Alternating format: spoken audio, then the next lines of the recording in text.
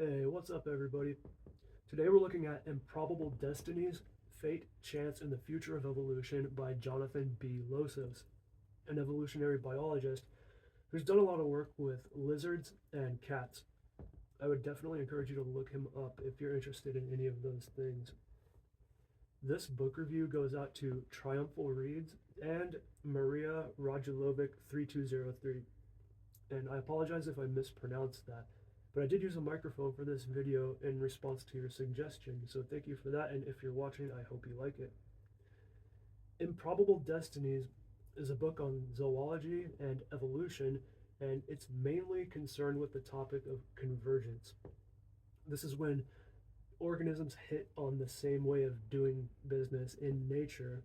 This can be like for sensation, like how eyes have independently evolved so many times, or it can be more somatic, like how so many aquatic animals have evolved streamlined bodies, or how bats and birds both evolved wing powered flight despite not being closely related. They independently converged on a concept. This is something that a lot of these biologists discuss in their books, but there are several other things that make this particular book a good read. This is a book that has skillfully implanted layers to it. Many concepts and questions are laid out for the reader, and then more ideas are introduced that force a deeper reflection on the earlier concepts. A big part of this book is looking at some of the main argumentation for Stephen Jay Gould's book, Wonderful Life. Improbable Destinies will be a richer experience if you've read Gould's book, but it is by no means a prerequisite. And I'll tell you right now, Wonderful Life is a very good book and should be read anyway. One of the main ideas that Gould proffers concerns replaying the tape of life, meaning if we could experimentally rewind time, would evolution proceed in the same way? Would life as we know it today be the same? And would we be here now as we are in our current form? Gould says no. The role that chance, or what he calls contingency, plays in evolution would result in drastic differences every time we replay the tape of life. The earlier on we see any difference, the more time for drastic divergence and the greater the differences we would observe. I did a review for Wonderful Life, and I'll link that video in the description. It really was an excellent book. In Probable Destinies, Losos argues against Gould's position, although he does a good job balancing different ideas rather than only just arguing against Gould.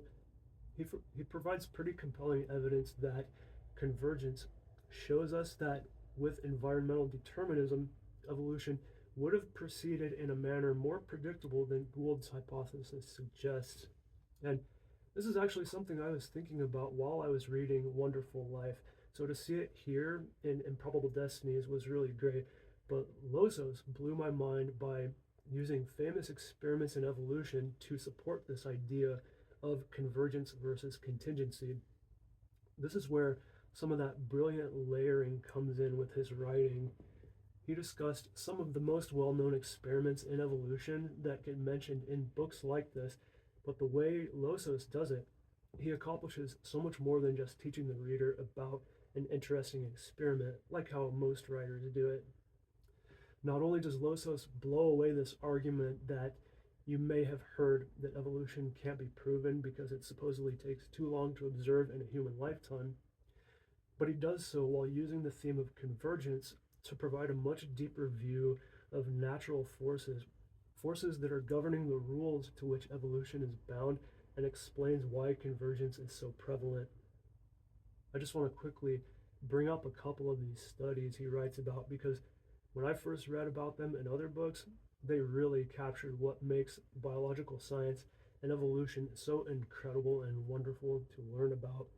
But in my opinion, Losos did it better than what I remember from the other authors who have done it.